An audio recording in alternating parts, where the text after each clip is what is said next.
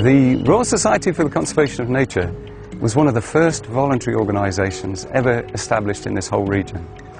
And it was set up really to try and protect the fantastic ecosystems and nature that this country has. And it has an amazing variety of sites, incredible landscapes from the tip of the Rift Valley right through to the forests in the northern part of the country. We are investing in tourism for the benefit of nature, because ultimately tourism does three main things. It protects the site, it brings revenue to protect the site, but it also supports a whole host of local communities. Because the local communities here, they actually do still live off the land, many of them. They still use the very resource that is being protected. And so we have to find ways in which we can integrate their right to the land and their right to having a livelihood with actually protecting that site from some of the pressures that are now on those areas.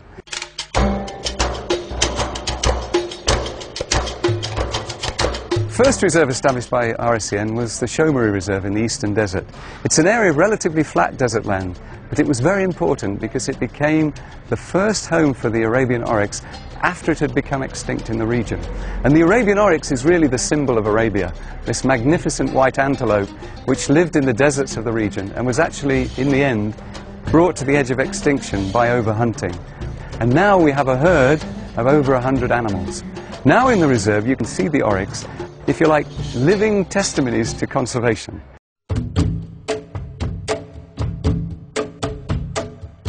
One of really the magical places in Jordan is the Azraq oasis. 25 million cubic meters of water used to spread out into the desert, and it was a magnet for migrating birds. The Royal Society, with an international project under the Global Environment Fund, actually attempted and succeeded in restoring the heart of the oasis. Now water is pumped back onto the site and you've got the heart of the oasis back as it used to be. And although we haven't got the birds in their millions, you've actually got this incredible habitat of open water and reed beds and channels and walkways that is like it used to be 25 years ago.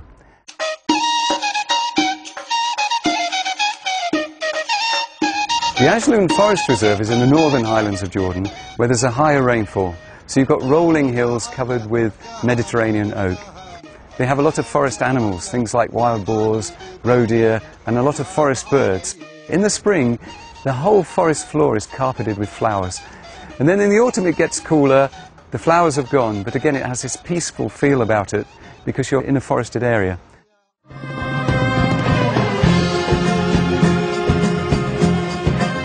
Now the Mujib Reserve is situated right on the shores of the Dead Sea, and it's probably the most spectacular reserve we have in terms of experiences for ecotourists.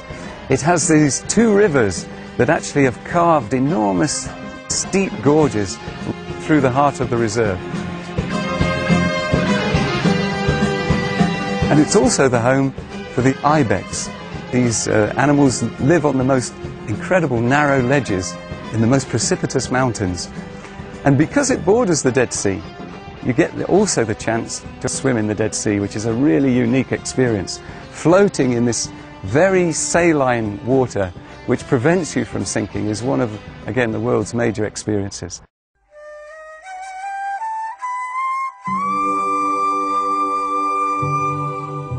Dana is in fact the largest reserve, nature reserve in Jordan. It cuts across the Great Rift Valley, which runs all along the western side of Jordan, from over 1,000 meters high to below sea level in the space of only 12 kilometers. So you get this series of mountains that tumbles from the plateau at the top of the Rift Valley right down to the desert systems of Wadi Rum. It's a real melting pot of plants and animals, because Jordan sits at the junction of three major continents: Europe, Africa and Asia. And representatives of all that flora and fauna from those three continents are all found in Dana. It also has about 25 endangered species. It's a real home for some of the world's most threatened creatures, including one that many visitors do see, which is the griffon vulture. The griffon vulture is a huge bird with a wingspan of over 1.5 meters, and you see it cruising over the mountaintops. Within this series of mountains, there's a whole range of things to do. We have a beautiful campsite that sits on a lovely plateau, And from the campsite, we have a number of hiking trails. We also have a very beautiful small guest house. People write poetry from this guest house because it's suspended above what one of the Queens of Jordan said was a 10-star view. And from that view, you can sit on your own terrace from your room and just contemplate nature and listen to the sounds of nature and enjoy also the sounds of the village, from the little piper piping in his sheep to the sound of the mosque on the Friday morning from the call to prayer.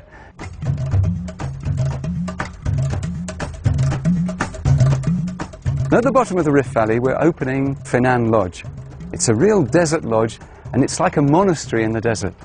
It's isolated, it's about 6 kilometers from the nearest village, and it's made specially to be at the very cutting edge of environmentally friendly design, but also uniquely designed, like the old caravanserai that used to be in this region.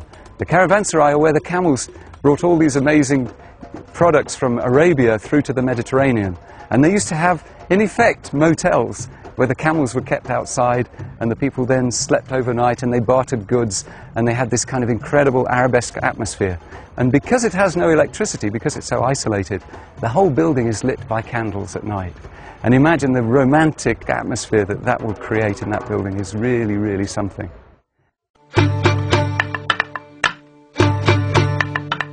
Wadi Rum is one of the must-go-tos in Jordan. It's really a desert of mountains.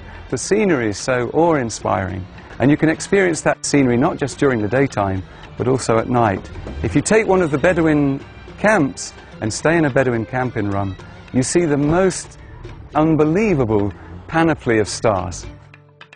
You get this chance to interact with a real Bedouin culture and Bedouin lifestyle.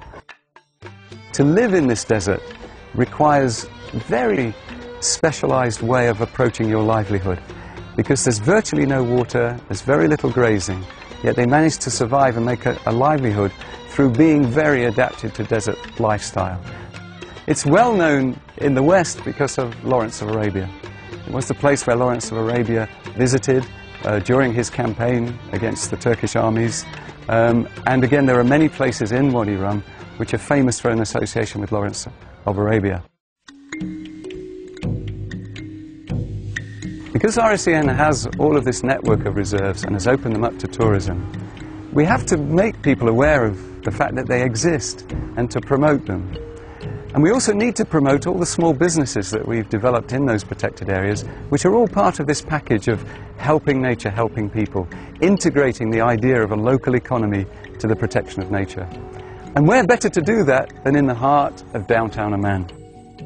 We decided to build a centre called Wild Jordan to promote this idea that nature in Jordan can be enjoyed and experienced, and where you can find out information about the places to visit, the activities we offer, and where, if you wish, you can book those activities. But not only that, we haven't just got tourist information here, we've got a very large nature shop, and that nature shop is selling the products that are made by all of these communities in the protected areas we've been looking at. We sell them here, where we have the biggest in-country market. So we're actually creating more and more jobs in those rural communities, and the more jobs we create, the more people believe that nature has a stake in their future. The nature shop and the tourist information is supported by a wonderful whole food cafe.